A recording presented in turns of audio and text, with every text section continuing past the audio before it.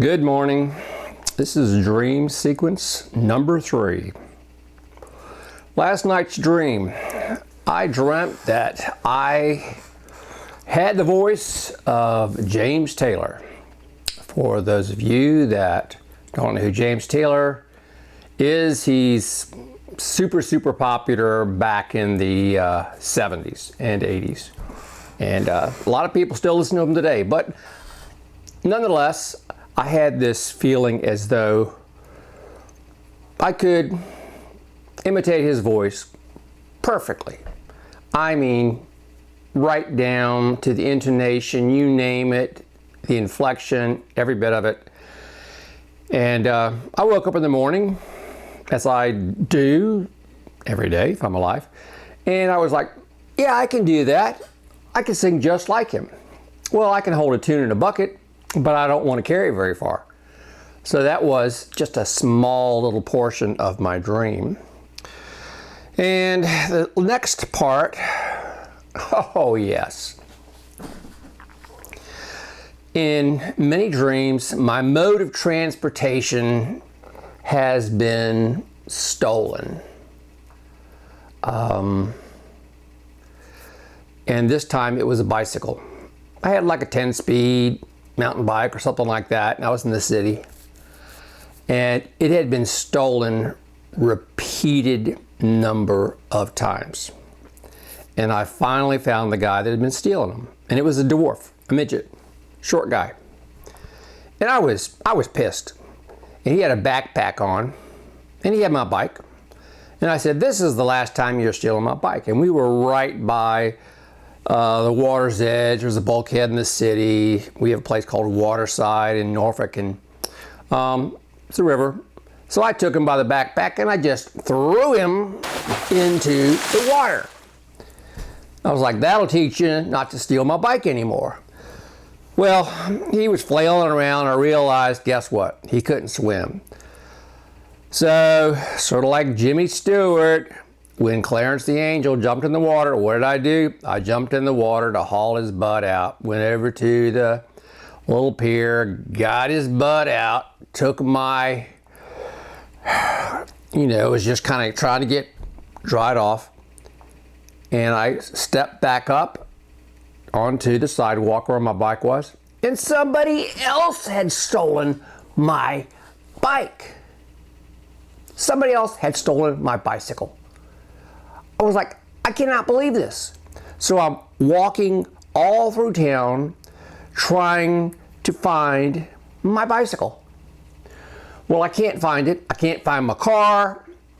Typically, I can't find my cell phone either. I mean, it's just, I have no means of communication or transportation. So I go into this apartment in the city, and I've had apartments in the city before. And I got in, and usually this happens when I have to go to the bathroom in the middle of the night. I had to try to find a place to go to the bathroom. Couldn't find a bathroom. All the bathrooms are being used by strangers in the apartment. And I was like, ugh, I got to go get out of the bathroom. And then I was trying to find my way out of the building so I could find another place, and I couldn't find my way out of the building. I was going up the stairs, going down the stairs, going through everywhere. I could not find my way out of the building. And usually what will happen is I will get up in the middle of the night and go pee, and then that part of the dream is over. This is one of those nights to where I should have had popcorn, because the third dream was a doozy. And by the way, if you can like and subscribe on the video, this would be great. That way I'm not just reaching 4 people. This next one was, and this is, you guys are gonna go, oh, this is kind of dream to have. There were 2 blondes that were young.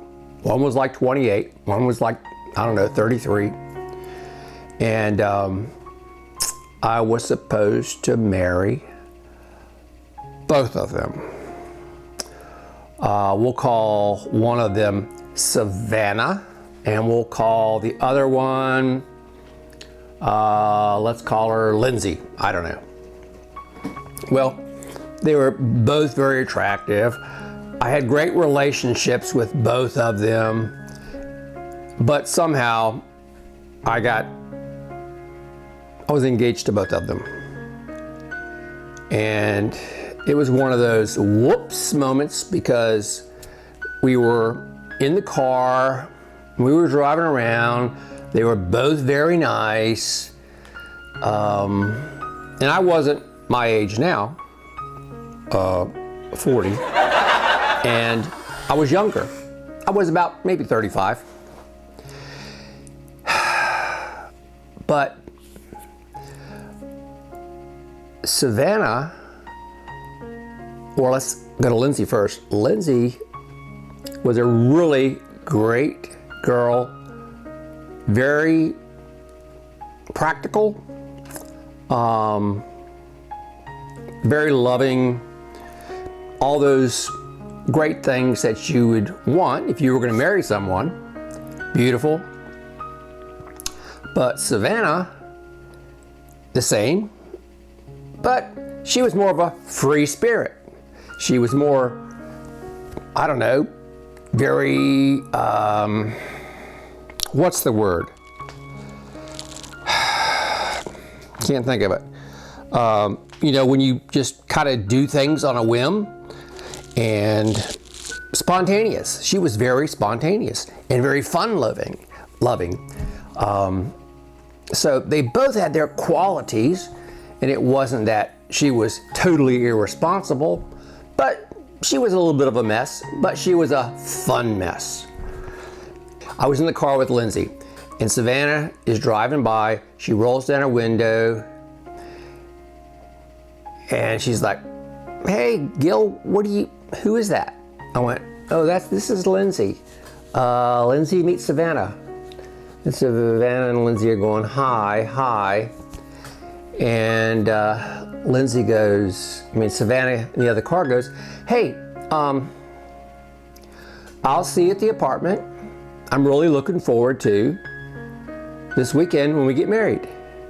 Rolls up the window and drives ahead. Lindsay's looking at me like, "Hello, what?" And I said, yeah, well, you know, hate to say it, but Savannah and I are going to get married. And I don't really remember Lindsay getting all bent out of shape. But I said, you know, Savannah, she's just, you know, kind of a free spirit, spontaneous fun. And I kind of, you know, need that, want that in my life. And next thing I know, the dream was over. So I woke up this morning and told my wife Lori about the dream, and she said, "Man, aren't you the stud muffin?" So here's new hat. I hope you have a great day.